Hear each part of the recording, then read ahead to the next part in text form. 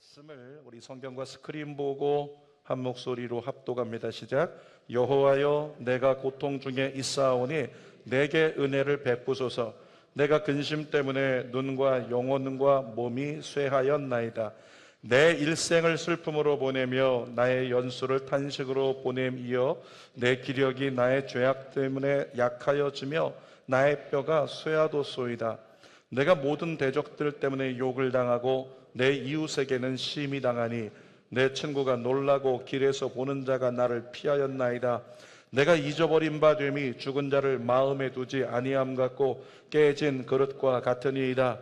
내가 무리의 비방을 들었으므로 사방이 두려움으로 감싸였나이다. 그들이 나를 치려고 함께 의논할 때에 내 생명을 빼앗기로 꾀하였나이다. 여호와여, 그러하여도 나는 주께 의지하고 말하기를 주는 내 하나님이시라 하였나이다. 나의 앞날이 주의 손에 있사오니 내 원수들과 나를 핍박하는 자들의 손에서 나를 건져주소서. 주의 얼굴을 주의 종에게 비추시고 주의 사랑하심으로 나를 구원하소서. 여호와여, 내가 주를 불렀사오니 나를 부끄럽게 하지 마시고 부끄럽게 하사 스올에서 잠잠하게 하소서. 교만하고 완악한 말로 무리의 의인을 치는 거짓 입술이 말 못하는 자가 되게 하소서. 주를 두려워하는 자를 위하여 쌓아두신 은혜, 곧 주께 피하는 자를 위하여 인생 앞에 베푸신 은혜가 어찌 그리 큰지요. 주께서 그들을 주의 은밀한 곳에 숨기사 사람의 꾀에서 벗어나게 하시고 비밀이 장막에 감추사 말다툼에서 면하게 하시리이다. 여호와를 찬송할지어다. 견고한 성에서 그의 놀라운 사랑을 내게 보이셨음이로다. 내가 놀라서 말하기를 주의 목전에서 끊어졌다 하였사오나 내가 주께 부르짖을 때에 주께서 나의 간구하는 소리를 들으셨나이다. 너희 모든 성도들아, 여호와를 사랑하라. 여호와께서 진실한 자를 보호하시고 교만하게 행하는 자에게 엄중히 갚으시느니라. 여호와를 바라는 너희들아, 강하고 담대하라. 아멘. 잠시 기도합니다. 하나님, 주님은 피할 길을 주신다고 했는데 오늘 하나님 말씀을 통해 오늘 한 영혼에게 주시고자 하는 주님의 피할 길의 은혜가 임하게 하여 주시옵소서. 하나님, 오늘 이 자리에 우리가 말씀을 듣는 중에도 성령이 임하여 주시고, 전하는 종은 부족하지만 성령의 음성을 듣는 자의 마음으로 우리가 집중하여 마음을 열어드릴 때 하나님의 생명의 역사가 임하여 주시옵소서. 예수님의 이름으로 기도드립니다. 아멘. 오늘은 시편 31편 9절에서 24절 말씀을 가지고 그래도 나는 주님을 의지합니다. 같이 해볼까요? 그래도 나는 주님을 의지합니다. 한 번 더. 그래도 나는 주님을 의지합니다. 이런 제목으로 말씀을 나눕니다. 일반적으로 예배 시간에 찬양을 부르다가 빠른 곡이 나오면 나름대로 리듬을 타면서 몸을 흔들게 되어 있습니다. 제가 이 예배 들어오기 전에 이렇게 복도에서 성도들과 인사 나누고 있는데 할라스 예배팀이 연습을 하더라고요. 우리 아까 불렀던 찬송 나의 슬픔을 기쁨으로 바꾸시는 주님, 그 리듬을 들어보면 어떻습니까? 리듬만 보면 이거 해야 될 것 같아요. 리듬만 보면 뭔가 몸을 움직여야 될 것 같은 그런 리듬이라는 거죠. 한국 사람에게는 생소하지만 그러나 굉장히 뭔가 춤추고 싶은 그런 리듬.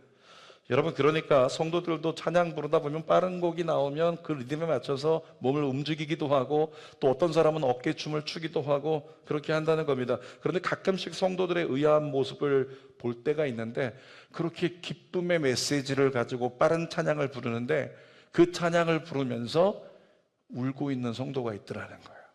분명히 기쁨의 찬양을 부르고 있는데 울고 있는 거죠. 찬양 중에서 그리 아니하실지라도 라고 하는 찬양이 있는데 빠른 찬양이거든요. 박수치며 찬양하고 또 예전 같으면 율동하면서도 찬양을 한단 말이에요. 그 가사 한번 띄워주실래요? 읽어볼까요? 그리 아니하실지라도 감사해요. 주님 뜻을 믿기 때문이죠. 그리 아니하실지라도 사랑해요. 협력해서 선을 이루어요. 그러니까 이 가사가 내용만 봐도 왠지 모르게 좋은 가사, 또 기쁜 가사인 것 같고 또 찬양을 부르면 빠른 곡이니까 리듬이 있으니까 즐거운 찬양 같은데 여러분, 사실은 이 고백은 대단히 무거운 고백이었잖아요. 다니엘의 세 친구였던 사드락과 메삭과 아벳느고의 고백이 바로 이 고백인데요.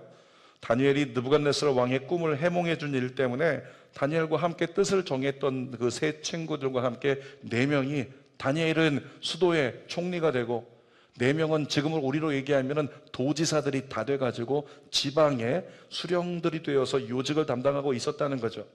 그런데 이방인들이 와서 리더가 돼 있으니까 그 지역에 밑에 있는 사람들이 시기하는 마음을 가지고 저들을 어떻게 하면 좀 넘어지게 할 수 있을까? 보니까 저들이 신앙인이라서 계속 하나님 앞에 엎드려 절하거든요. 그러니까 누군가가 시기하는 계략으로 왕을 부추겨 가지고 바벨론 전역에 금령을 선포합니다. 앞으로 이 느부갓네살 왕을 위해서 금신상을 세웠는데 이 금신상에게 절하지 않는 자는 풀무불에 던져 죽이겠다고 그렇게 조서를 공포하게 됩니다. 그런데 조서와 상관없이 다니엘과 세 친구는 금신상에 절하지 않았거든요. 오히려 하나님 앞에 예배하고 있었다는 거예요. 그것 때문에 고발당하게 됐고 느부갓네살 왕 앞에 붙잡혀가게 된 거죠. 붙잡혀온 사람들을 느부갓네살 왕이 사실은 굉장히 아꼈거든요. 이방인이지만 내 꿈을 해몽해주고 우리나라를 이롭게 만드는 저들을 내가 사랑한다, 저들을 소중히 여긴다, 이런 마음이 있었다는 거예요. 그럼에도 불구하고 느부갓네살 왕이 그래서 부탁하는 거죠. 제발 한 번만 절하면 안 되겠니? 이제라도 금신상에 절해라. 너희를 잃고 싶지 않다. 이렇게 부탁을 했단 말이죠. 그런데 다니엘과 세 친구는 타협하지 않았습니다. 오히려 적반하장의 말을 느부갓네살 왕에게 전한 거죠. 다니엘서 3장 17절 읽어볼까요? 왕이여, 우리가 섬기는 하나님이 계시다면 우리를 맹렬히 타는 풀무불 가운데서 능히 건져내시겠고 왕의 손에서도 건져내시리이다. 왕이 우리를 죽이려고 해도 하나님이 우리를 건지실 겁니다. 그 위대한 고백이잖아요.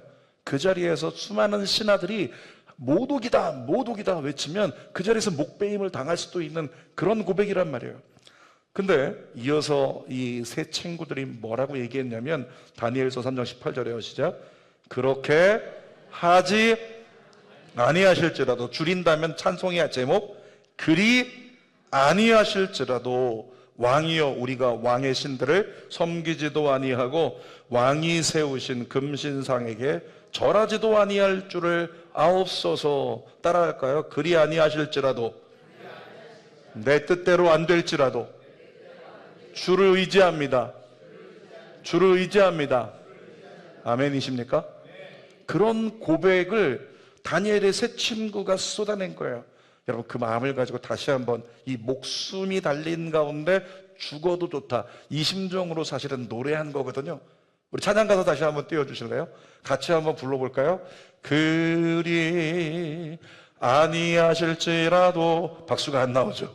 무겁다는 내용인 걸 알게 되니까 감사해요. 주님 뜻을 믿기 때문이죠. 그 다음에는 그리 아니하실지라도 사랑해요. 합력해서 선을 이루실 것을 믿습니다. 여러분, 실패와 절망을 당했던 사람, 그러니까 아까 우리가 불렀던 찬송의 가사도 막 춤추며 부르는 리듬 있는 찬송이지만 가사는 어때요? 내 슬픔 변해 기쁨으로 바꾸실 줄 믿습니다. 그 고백인데 메시지는 좋지만 어때요? 그 앞에 가사가 뭐예요? 내 슬픔이에요. 지금 나 슬픔 가운데 있는데 그 찬송을 부르니까 선포하고 싶은데 기쁨은 안 돼요.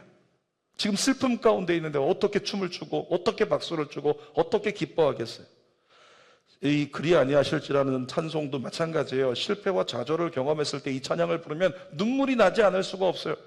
지금 정말로 코앞에 위기가 닥쳤고 당장 오늘 이것이 해결되지 않으면 큰일 나는데, 당장 오늘 치유받지 않으면 큰일 나는데, 그런 상황 가운데 있다면 정말 그리 아니하실지라도 감사해요. 이 고백 떨어지기 힘들거든요. 아니요 주님, 됐으면 좋겠어요. 해주세요. 이것이 우리 마음의 진심이잖아요. 그런데도 불구하고 주님을 인정하기 때문에 그리 아니하셔도, 주님 내 뜻대로 응답하지 아니하셔도 그래도 내가 감사할게요. 그래서 눈물이 나는 거예요. 그런 상황 가운데 있는 사람은 눈물이 나지만 그런데 나름대로의 은혜가 되는 거죠. 여러분, 오늘 다윗을 통해서 주시는 은혜가 그것과 비슷한데요. 그래서 제목이 그래도 나는 주님을 의지합니다. 이것입니다. 자, 첫 번째 세 가지 나눌게요. 다윗이 처한 상황에 대해서 함께 살펴볼 텐데 9절 말씀 읽어보겠습니다. 여호와여, 내가 고통 중에 있사오니 내게 은혜를 베푸소서. 내가 근심 때문에 눈과 영혼과 몸이 쇠하였나이다. 뭐라고 다윗이 얘기합니까? 내가 고통 중에 있대요. 근데 그 고통이 얼마나 큰지, 그 고통 때문에 근심하고 있는 다윗이요, 눈이 피곤하대요. 많이 울어서 그랬는지 몰라요. 영혼이 피곤하대요. 몸이 쇠하였다는 거예요. 정말 큰 일을 당해서 근심하고 마음 쓰느라 성도들이 정말 삐쩍 말하는 그와 같은 분들을 볼 때가 있단 말이에요. 얼마나 힘들면 완전히 그냥 얼굴에도 빛이 하나도 없이 창백한 그와 같은 모습을 볼 때가 있다는 거죠. 근데 다윗이 그런 모습이었다는 거예요. 근데 앞에 뭐라 그랬어요? 여호와여, 내가 고통 중에 있사오니, 그 다음에 중요한 메시지 뭐라고요? 내게 은혜를 베푸소서. 따라합시다. 나에게 은혜를 베푸세요. 여러분, 왜 안 해요? 따라하십시오. 나에게 은혜를 베푸세요. 다시 한번, 나에게 은혜를 베푸세요. 여러분의 육은 갈망하지 않고 있을지 모르지만 여러분의 영은 갈망하고 있을 거예요. 진짜 회복되기를 원해. 내가 살아있기를 원해. 그때 필요한 게 뭐라고요? 은혜거든요. 그래서 다윗이 고백한 겁니다. 내게 은혜를 베풀어 달라고. 사랑하는 여러분, 세상은 우리에게 절망을 가져오지 세상이 여러분에게 유익을 주지 않습니다. 세상이 주는 것을 가지고 주의 은혜로 유익하게 만들 수는 있지만 근본적으로 세상은 여러분에게 유익을 주지 않습니다. 세상은 여러분을 죽이려고 하죠. 여러분, 세상은 우리를 죽이려고 하고 우리에게 근본적으로 절망을 가져오기 때문에요, 우리가 아무것도 안 하고 가만히 있으면 어떻게 되는 줄 아십니까? 100% 다 한숨 쉬게 돼 있어요. 100% 다 한숨 쉬게 돼 있다는 거예요. 만족할 수 없어요. 해결되지 못하는 이들 투성이에요. 그 모든 상황들이, 인생은 그래서 나그네 같고 고난의 연속이라고 하니까 한숨이 나올 수밖에 없다니까요. 가만히 있으면, 그리스도인은 그래서 가만히 있으면 안 되고 뭐 해야 되는가? 의도적으로 은혜를 구해야 한다. 아멘. 따라합시다. 의도적으로 은혜를 구하라. 자신에게 선포하는 거예요. 의도적으로 은혜를 구하라. 목사가 예배 시간에 따라하게끔 많이 시킬 때 있죠. 팁을 드리겠습니다. 여러분이 무언가 집중되지 않고 무언가 이렇게 막 하나님 앞에 나아가지 않는다는 느낌이 들면 자꾸 따라하게 시켜요. 감지하고 그때는 빨리 귀찮으니까 크게 해주자, 이렇게 따라가면 문제가 없을 거예요. 자, 여러분, 의도적으로 다윗처럼 은혜를 구할 때 어떤 일이 있는가? 히브리서 4장 16절 읽어볼게요. 그러므로 우리는 긍휼하심을 받고 때를 따라 돕는 은혜를 얻기 위하여 은혜의 보좌 앞에 담대히 나아갈 것이니. 주님 뭐라고 말씀하세요? 때를 따라 돕는 은혜를 주신대요. 그러니까 은혜가 필요하니까 그 돕는 은혜를 얻기 위해서 주님 앞에 나아가지 않으면, 의도적으로 하나님 앞에 엎드리지 않으면 안 된다는 말씀을 하고 있는 거죠. 저는 이렇게 선포합니다. 여러분의 입술이 은혜 구함을 멈추지 않는 한 베풀어지는 은혜는 계속될 것이다. 뭐라고요? 여러분이 은혜 구함을 멈추지 않는 한 베풀어지는 은혜는 계속될 줄 믿습니다. 다윗이 은혜를 구했지만 상황은 녹록지 않았어요. 10절 말씀 읽어볼게요. 시작. 내 일생을 슬픔으로 보내며 나의 연소를 탄식으로 보내며 내 기력이 나의 죄악 때문에 약하여지며 나의 뼈가 쇠하도소이다. 한마디로 말하면 너무 오랫동안 도망자 신세로 지내다가 다 지쳐버렸어요. 그래서 이제는 절망에 완전히 끝자락에 있다는 것, 뼈까지 말라버리는 상황 가운데 있다고 다윗이 자신의 절망을 선언하고 있는 거죠. 11절도 읽어보겠습니다. 내가 모든 대적들 때문에 욕을 당하고 내 이웃에게는 심히 당하니 내 친구가 놀라고 길에서 보는 자가 나를 피하였나이다. 대적들에게도 모욕을 당하지만 이웃들에게도 모욕을 당해요. 누가 봐도 하나님께 버림받은 영혼, 그것이 오늘 본문의 다윗이었습니다. 거의 만신창이가 된 이 다윗을요, 사람들은 다 피해갔습니다. 어느 누구도 가까이 하지 않았습니다. 가까이 했다가 나도 저주받을까봐. 이렇게 사람들이 다 다윗을 피했다는 거죠. 이쯤 되면 다윗은 거의 끝난 겁니다. 그런 다윗 어떻게 됐습니까? 무너지지 않고 다시 일어섰습니다. 따라합시다. 무너지지 않고. 제가 따라 시킬 때 뭔지 알려드렸죠? 따라합시다. 무너지지 않고 다시 일으키소서. 아멘. 그 고백이 저와 여러분의 고백이 되기를 원해요. 하나님이 다윗이라는 사람, 성경의 많은 인물들을 통해서 우리에게 그렇지 알겠지라고 말씀하고 계시니까. 여러분, 다윗이 무너지지 않고 다시 일어난 이유가 뭡니까? 끝까지 하나님을 의지했기 때문이에요. 자, 두 번째로 주님만 의지한 다윗에 대해서 함께 나눕니다. 다윗은 얼마든지 주어진 상황을 원망하고 하나님께 등을 돌려도 이상하지 않을 고통 가운데 있었습니다. 그런데 다윗은 오히려 성경을 보니까 시편에서 힘을 모아서 하나님께 더욱 집중했어요. 따라합시다. 힘을 모아 하나님께 집중하겠습니다. 아멘입니까? 힘을 모아 하나님께 집중하세요. 힘을 모아서. 여러분, 하나님의 사람이 주님을 가까이 함으로 삶을 이겨내는, 마음이 이겨내는 데는 힘쓰지 않으면 안 된다는 거예요. 그래서 오늘 아침에도 제가 안수집사 기도회에 나눴던 말씀인데 신명기 4장 9절에 보면 힘써서 마음을 지키라. 모세가 한 얘기예요. 마음을 지키기 위해서 뭐하라? 힘써야 된다. 그래서 하나님 앞에 정말 힘써서 매달려야 한다는 거죠. 다윗이 그렇게 했어요. 힘을 모아서 상황은 안 좋지만 더욱 하나님께 집중했다. 14절 말씀 같이 읽어보겠습니다. 여호와여, 그러하여도 나는 주께 의지하고 말하기를 주는 내 하나님이시라 하였나이다. 이 고백이 다니엘의 세 친구와 비슷한 고백입니다.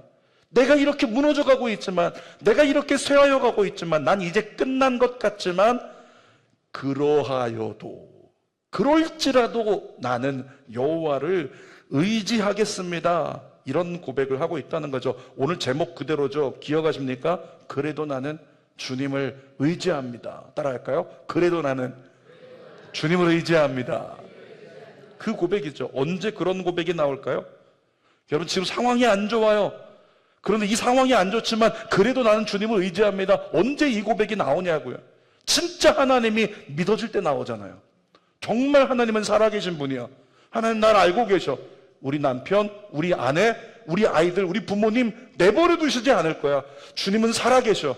그때 고백이 나오는 거예요. 지금 안 좋아지고 있지만, 지금 무너져가고 있지만 그래도 나는 주님을 의지합니다. 모든 범사가 주님 안에 있음을 인정할 때 가능한 고백이라는 거죠. 15절도 읽어보겠습니다. 시작. 나의 앞날이 주의 손에 있사오니 내 원수들과 나를 핍박하는 자들의 손에서 나를 건져 주소서. 앞에 뭐라고 써 있어요? 나의 앞날이 주의 손에 있사오니.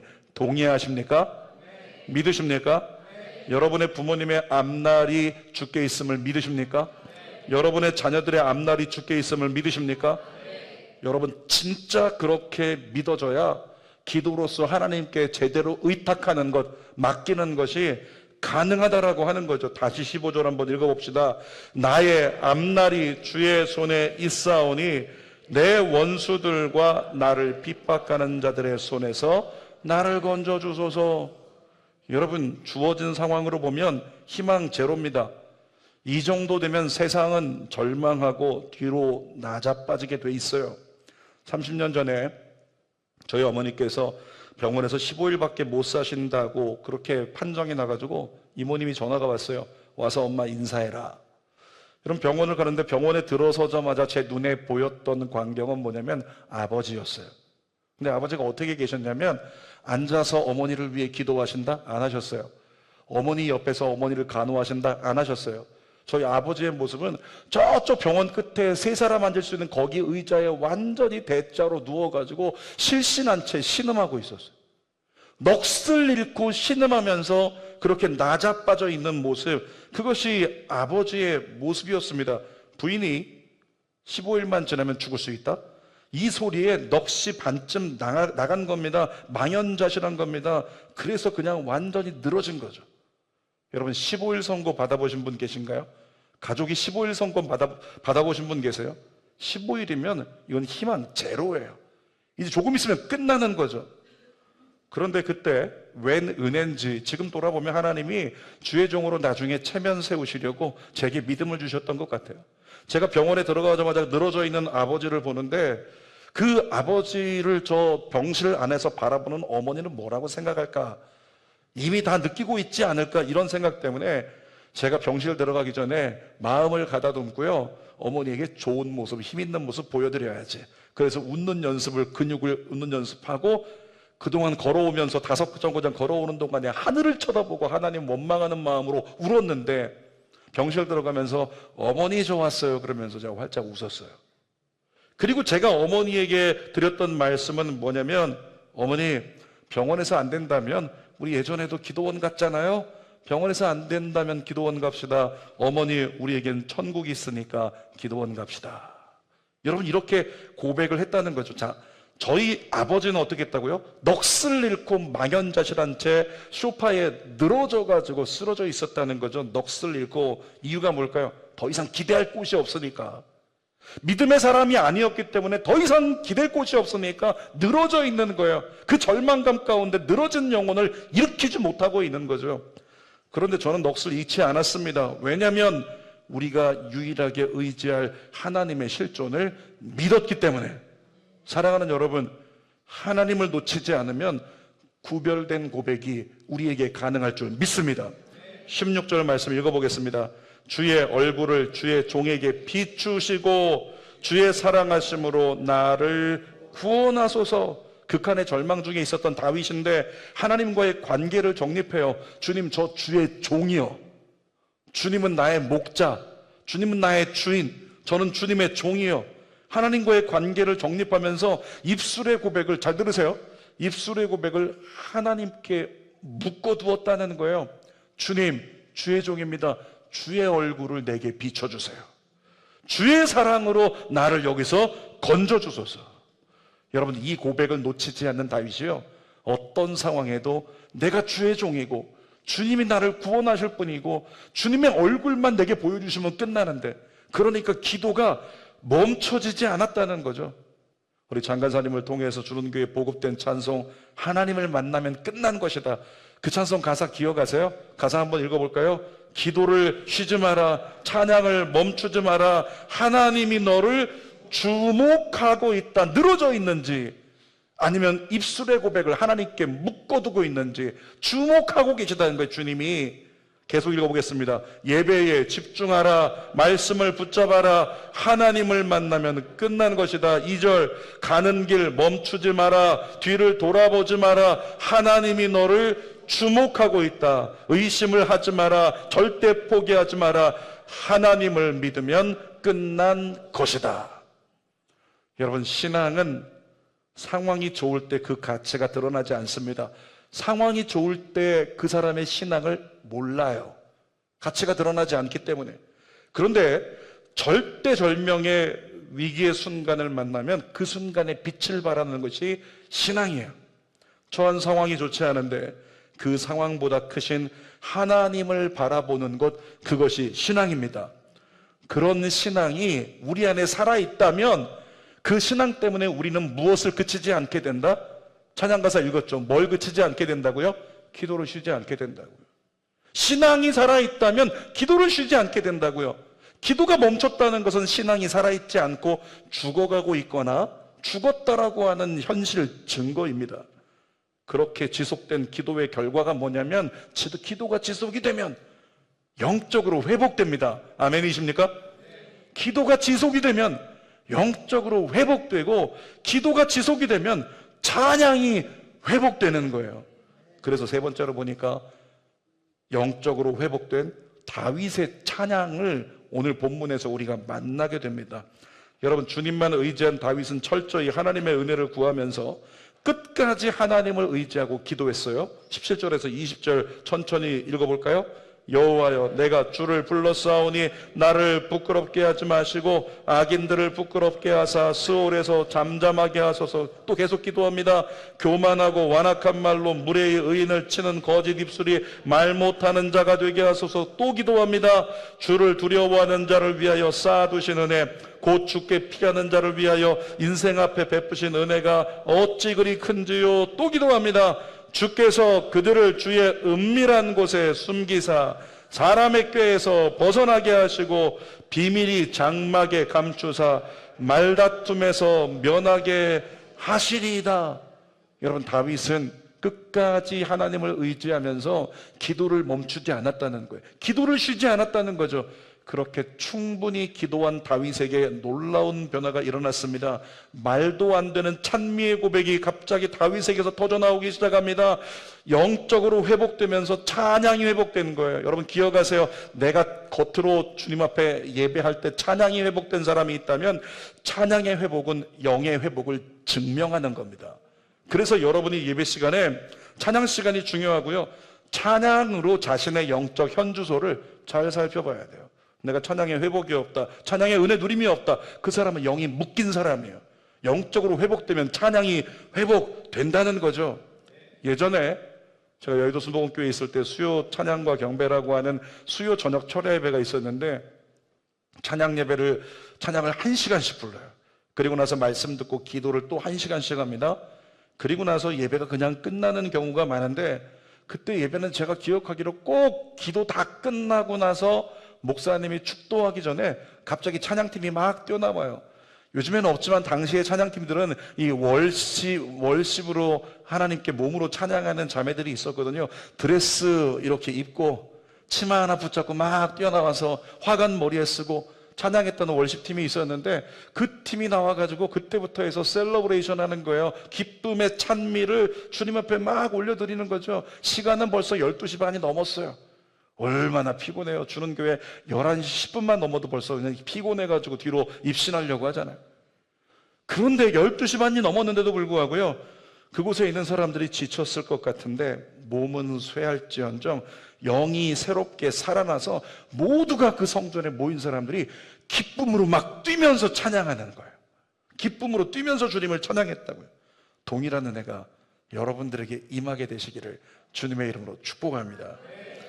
예배만 드리고 나면 회복되기를 축복합니다.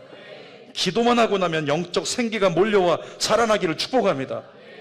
다윗이 그랬다고요. 전적으로 하나님을 의지하고 충분히 기도했더니 영이 회복되었다. 그리고 나서 찬양이 회복되는 거예요. 그래서 다윗이 21절에 찬양하기 시작합니다. 읽어봅시다.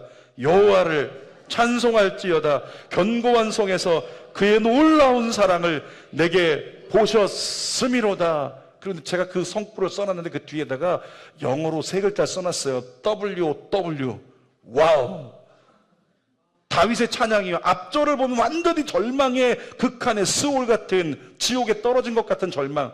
이게 10월밖에 못 산다, 이런 판정 같은데 계속 기도했더니 영이 회복되고 찬양이 회복되니 그 입술에서 뭐라고요? 견고한 성에서 그의 놀라운 사랑을 주님이 나에게 보이셨다. 감탄사가 그 속에서 터져나오는 찬양이라는 거죠. 지금은 결코 감탄할 때가 아니지만 영이 회복되고 찬양이 회복되면 저와 여러분들 안에서도 범사에 감탄사가 터져나올 줄 믿습니다. 그때 우리는 비로소 그리스도인이 되는 거예요. 여러분에게 동일한 은혜가 또 임하길 축복합니다. 22절 읽어보겠습니다. 내가 놀라서 말하기를 주의 목전에서 끊어졌다 하였사오나 내가 주께 부르짖을 때에 주께서 나의 간구하는 소리를 들으셨나이다. 상황은 절망의 나락으로 떨어졌지만 하나님께 기도할 때 주님이 들으셨다고 다윗이 선언했습니다. 여러분, 주님이 들으셨다는 것은 절망 끝, 희망 시작, 버림 끝, 구원 시작을 예고하는 거죠. 23절 상반절 말씀도 읽어보겠습니다. 너희 모든 성도들아 여호와를 사랑하라. 다시 한번 읽어볼까요? 너희 모든 성도들아 여호와를 사랑하라. 여러분, 다윗이 이런 말 할 때입니까? 너희들도 기도해라, 건져달라고, 살려달라고, 너희들도 매달려, 이렇게 얘기할 때 아닌가? 근데 영적으로 회복되고 찬양이 회복되고 나니까 하늘 문이 열린 거죠. 그리고 났더니 주어진 상황과 상관없는 모든 영혼들을 향하여 모든 성도들아 여호와를 찬양하라. 그 전까지는 뭐예요? 개인적인 간구예요. 개인적으로 하나님 앞에 주님 어떡해요? 주님 어떡해요? 주님 죽을 것 같아요. 개인적으로 주님 죽을 것 같아요. 그럼에도 불구하고 기도를 놓치지 않았더니 영이 회복되고 찬양이 회복되니까 자기 혼자의 고백이 아니라 모든 사람들을 향하여 하나님 주신 그 영적 회복의 믿음의 선언을 외친 거죠. 모든 성도들아 여호와를 사랑하라. 여러분, 다윗은 자신의 영적 회복을 공동체의 영적 회복으로 승화시킨 사람입니다. 자신이 누리고 있는 기쁨을 온 백성에게 전가시킨 거예요. 자기 안에 임하는 영적 기쁨을 모든 백성에게 전가시키고 임파테이션 시켰다는 거죠. 전 이렇게 선포합니다. 여러분 한 사람이 제대로 믿음 안에 서면 여러분 때문에 여러분의 가정이 살아날 줄 믿습니다. 여러분 때문에 교회가 살아날 줄 믿습니다. 여러분 때문에 나라가 살아날 줄 믿습니다. 그렇게 일하시는 분이 하나님이세요. 마지막으로 다윗은 결론과도 같은 멋진 고백을 쏟아냅니다. 24절입니다. 시작. 여호와를 바라는 너희들아 강하고 담대하라. 뭐라고요? 여호와를 바라는 너희들, 여호와를 믿는 너희들, 주님을 의지한다면 걱정하지 말고 담대하라. 주님이 일하신다. 주님이 일하신다. 다윗이 이렇게 외치고 있는 거죠. 여러분, 우리의 삶에 주어진 현실이 문제투성이의 답답함투성이일 수 있습니다. 그때 다윗처럼 오늘의 제목을 신앙의 고백으로 하나님께 올려드릴 수 있는 그 믿음의 사람이 우리가 되기를 원합니다. 그래서 설교의 결론입니다. 제목이 뭐라고요? 그래도 나는 주님을 의지합니다. 눈을 감으세요. 눈 감고 어떤 한 상황을 생각하십시오. 여러분을 절망에 묶이게 하는, 여러분을 짓눌리게 하는, 여러분을 기쁨의 선언 가운데 누리지 못하게 하는 그 묶임이 뭡니까? 그 막힘이 뭡니까? 그 절망이 뭔가요? 그것을 생각하면서 저를 따라 고백합니다. 그래도 나는 주님을 의지합니다. 여러분, 이 고백이 모든 그리스도인이 닮아가야 될 진짜 하나님의 백성의 모습입니다. 기도하겠습니다. 살아계신 아버지 하나님, 우리의 삶을 살아가면서 정말로 현실은 문제투성이, 답답함투성이, 절망투성이일 수 있습니다. 하나님, 그와 같은 상황에 우리는 한숨밖에 안 나옵니다. 한숨만 나옵니다.